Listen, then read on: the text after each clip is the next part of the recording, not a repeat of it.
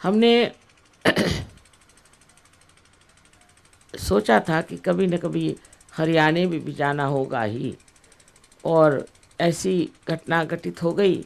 ये भी एक हमारे लिए भी परम भाग्य की बात है, क्योंकि जहाँ आपका चित्त बहुत अटका रहता है, जब तक आप उस चीज़ को समझ नहीं लेते, उसके साथ कुछ ठीक से इंतज़ाम नहीं कर देते, आपको लगता है कि अभी ये प्रदेश बचा हुआ है, ये प्रदेश ज़रूर देखना है, यहाँ जाना है। और आज यही बात बड़ी आनंद की है कि आज चीज़ घटित हो गई। इसमें कोई बुद्धि चातुर्य नहीं है, कोई विचार करने की ज़रूरत नहीं है। कुंडलिनी आपकी अपनी माँ है, हर एक की अपनी माँ है, व्यक्तिगत, इंडिविजुअल, और वो सब आपके बारे में जानती है, आपके पूर्वजन के बारे में सब कुछ, आप कैसे हैं, क्या है, वो सब आपकी तकलीफ़ें भी जानती हैं, आपकी गलतियां भी जानती है, और वो आतुर है कि आपको ये आपका पुनर्जन्म दे दे। इसमें मेरा लेना देना कुछ नहीं। मैं तो जैसे एक जला हुआ दीप दूसरे दीप को जला देता है, उसी प्रकार आप भी कर सकते हैं। जब आप जागरूक हो जाएंगे तो आप भी एक दूसरे को जगा सकते हैं, और इसी तरह से ये सबको जागरूक करने का, प्रकाशित करने का कार्य आप भी कर सकते हैं। ये शक्ति आपके अंदर है, आपके अंदर अनेक शक्तियां हैं जिसके बारे में आपको मालूमात ही नहीं कि आप क्या क्या कर सकते हो। सबसे पहले तो कुंडलिनी के जागरण से आपकी शारीरिक स्थिति ठीक हो जाती है। ये बात सत्य है कि सहयोग से हर तरह की बीमारियां ठीक हुई हैं, उसका कोई अंदाज ही नहीं लगा सकता और कोई कह ही नहीं सकता। दूसरी बात यह है कि मानसिक बहुत लोगों को तकलीफ होती है, और मानसिक तकलीफ़ों से लोग पागल भी हो जाते हैं, वो भी सहयोग से ठीक हुई है। तीसरे, जिसे साइकोसोमैटिक कहते हैं, कि जिसमें आपकी शारीरिक तथा आपकी मानसिक दोनों विकृति एक साथ हो जाती है, ऐसी भी बीमारियां सहयोग से ठीक हो गई, इसमें कोई शंका नहीं। ये ठीक हो जाती है और होना ही चाहिए, क्योंकि आप अगर सोचें, इस दुनिया में जितने भी प्रश्न हैं या जितने भी दुविधाएं हैं, जितनी भी तकलीफ़ें हैं, वो अधिकतर मनुष्य की वजह से ही है। इस मनुष्य के अंदर जितनी तकलीफ़ें हैं वो ये चक्रों की वजह से। अगर ये चक्र आपके स्वच्छ हो जाए और ठीक हो जाए तो आपके प्रश्न तो ठीक होना ही हुए।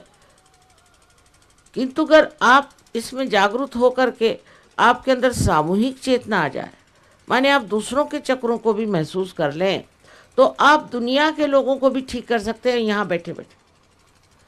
एक बार आपको पता हो जाना चाहिए कि आप में क्या दोष है, उसे आप ठीक कर लें, और आपको ये भी पता होना चाहिए कि दूसरों में क्या दोष है, वो भी आप ठीक कर सकते हैं।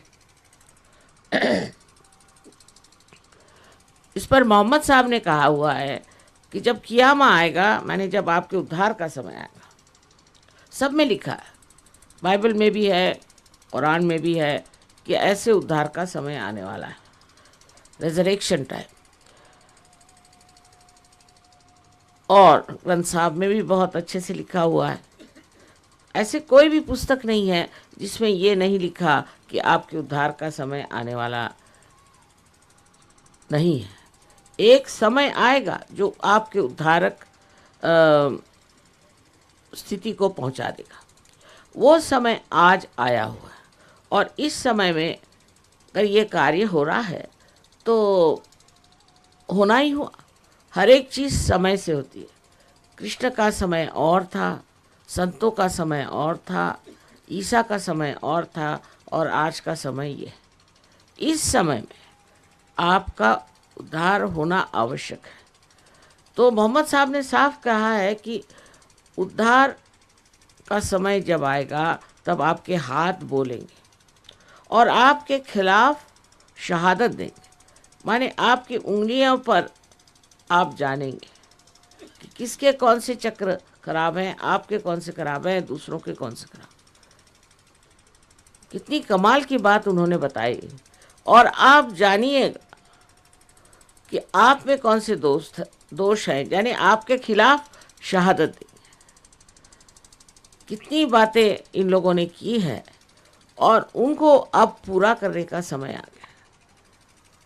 रही बात साइंस की, मैंने सुना है यहाँ बहुत पढ़े लिखे लोग हैं, साइंस के बारे में जानते हैं। तो साइंस की सीमाएं हैं। साइंस में नैतिकता का कोई विचार ही नहीं, इमोरल है, उसमें नैतिकता का विचार नहीं। दूसरे, साइंस जिन चीज़ों से अपना संबंध रखता है वो चीज़ें बहुत ही विनाशक और कहना चाहिए कि बहुत ही उथली हैं। जैसे कि आपके लिए साइंस की वजह से इलेक्ट्रिसिटी आ गई, तो क्या, जब इलेक्ट्रिसिटी नहीं थी तब भी लोग रहते थे। ये कोई अंतिम चीज़ तो नहीं, उल्टे जब से साइंस आया है तब से लोगों में बहुत ही अशांति आ गई, बहुत ज़्यादा अशांति आ गई। और वो अशांति इतनी ज़्यादा बढ़ गई है कि अब जहाँ बहुत साइंस बढ़ गया है वो तो एकदम सर्वनाश के कगार पे खड़े। तो कुछ न कुछ हम लोगों ने गलती ये की कि एक चीज़ को पकड़ लिया और उसी के पीछे भाग गए। अब साइंस के जैसा अगर आप अपना विचार रखें तो अपना दिमाग आप खोल करके सुनिए। इस साइंस से भी परे एक परमात्मा का साइंस है, और वो साइंस ऐसा है अचूक। अभी कोई भी साइंस साइंस की धारणा आप लीजिए, जिसको लोग मानते थे ये है, वो कल कहते नहीं ये नहीं ठीक, ये है, फिर दूसरे कहते ये नहीं ठीक, वो है, वो बदल जाएगी। पर परमात्मा का साइंस बिल्कुल बदलता है। और परमात्मा की जो सरकार है वो जब कार्यान्वित होती है तो बिल्कुल अचूक। किंतु आपको परमात्मा के साम्राज्य में जाना चाहिए, क्योंकि आप अभी इसी दायरे में बैठे हैं। आपके आगे अनेक प्रश्न हैं। जब ये दायरा टूट करके उस बड़े दायरे में आप चले जाएंगे, जिसको कि सांचे दरबार कहते हैं, तब आप आश्चर्यचकित होंगे कि आपकी कितनी गौरवशाली और कितनी ज़्यादा महत्वपूर्ण शक्तियाँ हैं, और आप स्वयं कितने ऊंचे हैं। आपके अंदर क्या क्या शक्तियाँ हैं, इसका दर्शन जब आपको होगा तो आप समझ जाएंगे कि कोई आप सर्वसाधारण नहीं है, आप मानव हैं। और मानव के नाते आपको पूर्ण अधिकार है कि आप अपने आत्म साक्षात्कार को प्राप्त करें। हाँ, दुनिया में लोग ज़रूर कहेंगे कि तुम पापी हो, तुम फलाना हो ठिकाना हो, ये जो कहने वाले यही सब पापी। अरे आप मनुष्य हैं, कोई भगवान तो नहीं, मनुष्य ही गलती कर सकता है। कोई आप भगवान होते तो फिर कहना ज़रूरी था, किंतु आप तो मनुष्य हैं, और मनुष्य की गलतियाँ करना उसका स्वभाव धर्म है। लेकिन ये जो परम चैतन्य की मैं बात कर रही हूँ, ये तो क्षमा का सागर है। आप ऐसी कौन सी गलती कर सकते हैं जो इसको पूरी तरह से नष्ट न कर दे। ऐसी कोई सी गलती आप कर ही नहीं सकते जो आपके अंदर गलतियां हैं वो पूरी तरह से नष्ट कर दें। सो जो लोग ये सोचते हैं कि हम कैसे पार हो सकते हैं, हमें कैसे आत्म साक्षात्कार मिल सकता है, हम तो ऐसे आदमी हैं, हम वैसे आदमी, ये सब सोचना छोड़ दीजिए। ये बहुत ही गलत धारणा है कि मनुष्य अपने को नीचा देखे और सोचे कि मैंने ये गलती की, वो गलती की। जो भी गलती हो जाए उसको उसी वक्त देख लेना चाहिए और खत्म करना। दूसरी चीज़, मनुष्य में जो है वो माफ़ नहीं कर सकता।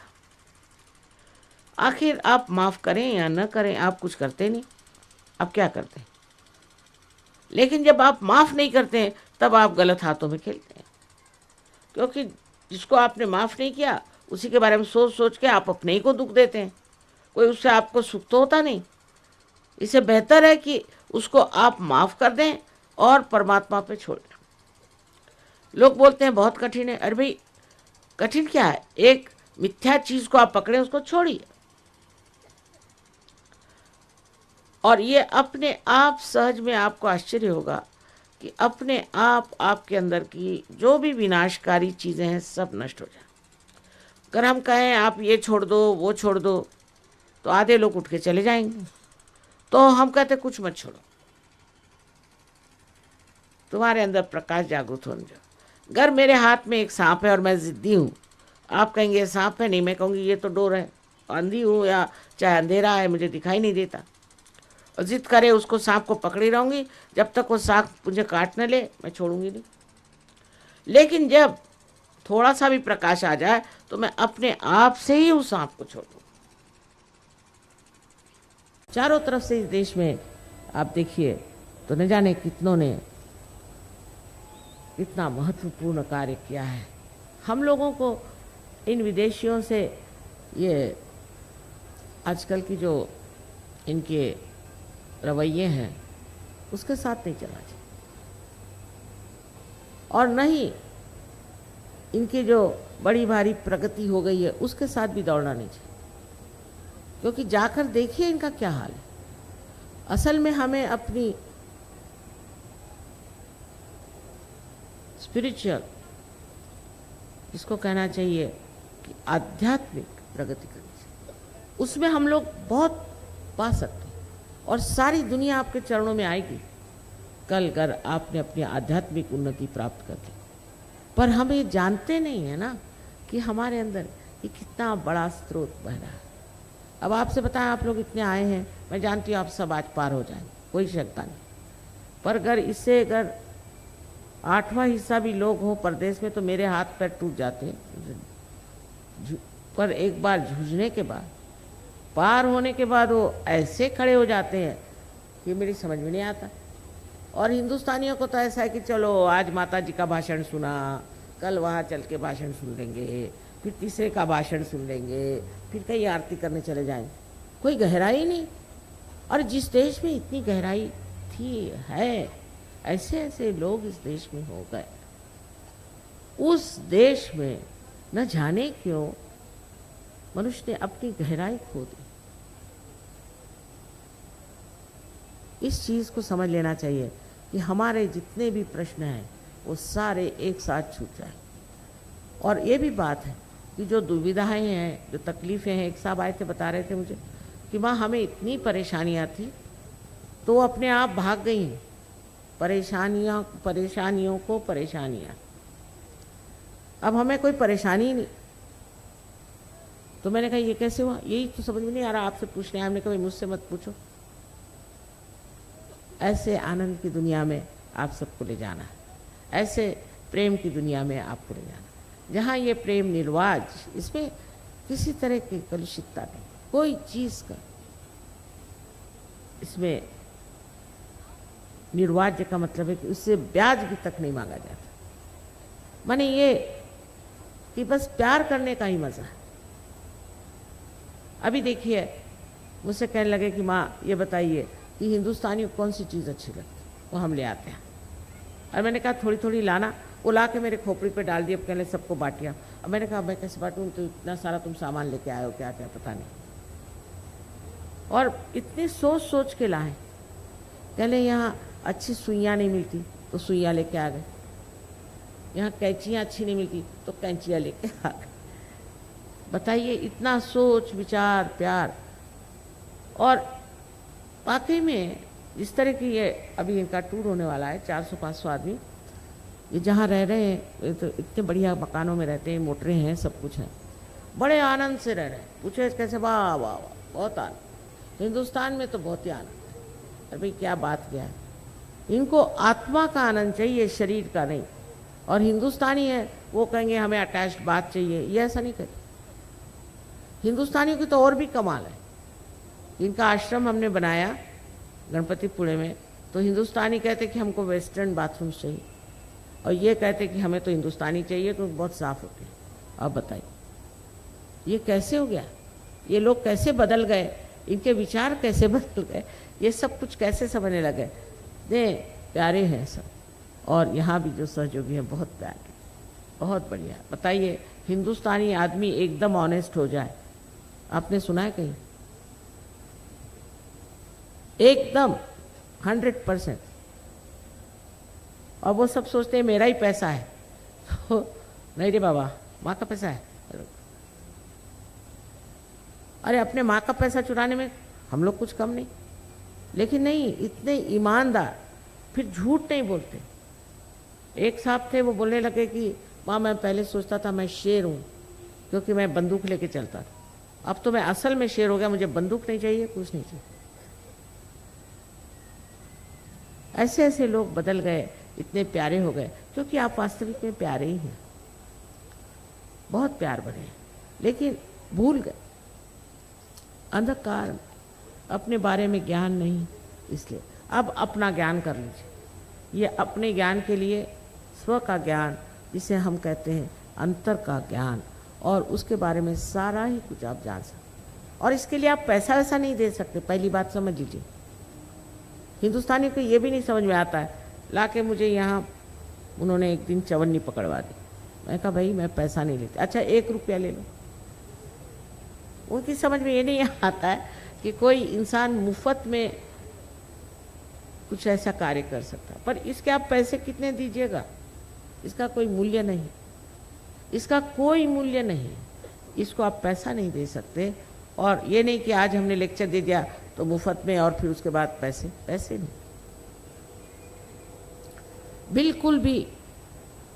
आप समझ लीजिए कि ये चैतन्य का खेल है, और इस चैतन्य के खेल में पैसा नहीं चाहिए। और जो आदमी भगवान के नाम पे आपसे पैसे मांगता है, सोचे कि इससे चोर कोई और नहीं हो सकता, उसको भगवान का भी भय नहीं। हाँ ठीक है, अब इन्होंने इतना सुंदर मंडप सजाया, उसके लिए पैसा आया, वो ठीक कर लो सब कुछ, पर आत्म साक्षात्कार के लिए आप नहीं पैसा दे सकते। ये क्या चीज़ है पैसा? लेकिन लक्ष्मी जी की कृपा हो जाती है बहुतों को। बहुतों ने बताया कि वहाँ सहज में आते ही हम पे लक्ष्मी जी की कृपा हो, पर यह भी एक भुलावा है, उससे भी आगे जाना है और आगे जाकर अपने आत्मा के प्रकाश का जो आनंद है उसे उठाना है। उसी आनंद में सारा ज्ञान आपके सामने खड़ा हो जाए, क्योंकि आपके अंदर सब है, सिर्फ उसे जागरूक करना है। उसमें हमारे कोई उपकार नहीं, कोई लेन देन नहीं करना। यह आपका अधिकार जिसको हम दे रहे हैं, यह आप ही का अधिकार है और इसे आप प्राप्त करें। इसके लिए कोई उपकार मानने की ज़रूरत नहीं, किंतु अपने को ज़रूर समझें कि हमने ये चीज़ पाई, इतनी वस्तु अमोलिक दी मेरे सतगुरु। मैं तो गुरु भी नहीं, मैं तो माँ ही हूँ, और मैंने दी भी नहीं। आपकी अपनी वस्तु आपने प्राप्त की है, लेकिन इतने मूल्यवान वस्तु को रास्ते पर नहीं फेंकना और नहीं उसका महत्व कम करना है। बहुत महत्वपूर्ण है, इससे हर एक तरह का प्रश्न ठीक हो जाएगा। ये तो माँ का कहना, प्रलोभन देना चाहिए ना, कुछ न कुछ बताया, प्रलोभन से लोग फंसते हैं, लेकिन असल में बात यह है कि इसको पाए बगैर तुम्हें बेटे चैन नहीं आने वाला। मैं ये सबसे कहती हूँ, इसके बगैर किसी को चैन नहीं आने। और इस देश का भविष्य यह है कि यहाँ अनेक सहयोगी होने वाले, अनेक। और फिर देखिए, लोग बहुत पूछते हैं माता जी हमारे देश का क्या भविष्य? मैंने कहा बहुत उज्जवल। इस पर यह है कि आज यहाँ आत्म साक्षात्कार को प्राप्त करने के बाद आप लोग इस पर मेहनत करें। कभी कभी कनेक्शन लूज हो जाते तो वो ठीक करें, उसके लिए यहाँ सेंटर्स हैं। और दूसरी बात आप समझ लीजिए कि ये एक सामूहिक व्यवस्था है, एक यह सामूहिक व्यवस्था, ये कोई ऐसी चीज़ नहीं कि आप अपने घर में या बैठे हुए सहयोग करें, वो भी करना है, लेकिन सबके साथ मिलना है। जैसे कि एक नाखून कट जाए तो वो तो नहीं बढ़ता। अगर आप इस संगठित सामूहिक चेतना से चेतित इस एकमेव शरीर के अंग प्रत्यंग बन जाए तो फिर कोई सवाल ही नहीं उठता। और आप हैरान हो कि जिस तरह से लोग आपकी मदद करें। यहाँ किसी को कुछ बीमारी होगी तो जर्मनी से वो दौड़े आ रहे, किसी को भी खबर कर दीजिए, भाई देखो ये बात, हाँ साहब वो वहाँ पे बैठे हैं, उनको खबर करिए माँ, वो जानते हैं वो आ जाएंगे। सारी दुनिया आपके साथ, सारे दुनिया में आपकी असली रिश्तेदारी। यही कहूँगी कि ज्ञानेश्वर जी ने कहा है कि ऐसा दिन आने वाला है जब ऐसे लोग आएंगे और ऐसा ऐसा काम होगा। और गुरु ग्रंथ साहब में भी बड़ा सुंदर वर्णन है इसका, सब जगह इसका वर्णन है। बस ये समझ लीजिए और विश्वास कर लें कि ये समय आया है और आप उन्हीं लोगों में से हैं जो इसका लाभ उठा सकते हैं। सबको अनंत आशीर्वाद।